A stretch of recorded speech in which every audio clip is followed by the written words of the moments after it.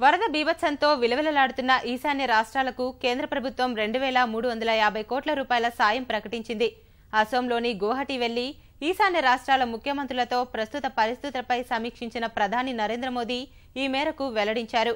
వరదల కారణంగా మృతి చెందిన వారి కుటుంబాలకు 2 లక్షలు, క్షతగాత్రులకు 50,000 రూపాయల చొప్పున ఆర్థిక సాయాన్ని ప్రధానమంత్రి జాతీయ ఉపశమన నిధి నుంచి అందించనున్నట్లు తెలిపారు. ఈశాన్య రాష్ట్రాల్లో కొద్ది రోజులుగా భారీ వర్షాలు కురుస్తుండగా అసోంలో పరిస్థితి తీవ్రంగా ఉంది. లోతట్టు ప్రాంతాలు జలమయమై ప్రజలు తీవ్ర అవస్థలు పడుతున్నారు. అసోం ప్రజల దుస్థితిపై ఆవేదన వ్యక్తం చేసిన ప్రధాని గువాహటి వెళ్లి పరిస్థితిని ప్రత్యక్షంగా సమీక్షించారు. అసోం ముఖ్యమంత్రి, మంత్రులు, ఉన్నతాధికారులతో సమావేశమై వరద నష్టాన్ని అడిగి తెలుసుకున్నారు. సహాయ చర్యలు ముమ్మరం చేసి బాధితులకు అండగా నిలవడంపై కీలక సూచనలు చేశారు. అసోంలో వరద సమస్యకు శాశ్వత పరిష్కారం కనుగొనడంపై ప్రధాని చర్చించారు. అనంతరం అరుణాచల్ ప్రదేశ్, మణిపూర్, నాగాలాండ్ ముఖ్యమంత్రులతోనూ మోదీ విడివిడిగా భేటీ అయ్యి ఆయా రాష్ట్రాల్లో వరద పరిస్థితిపై సమీక్షించారు.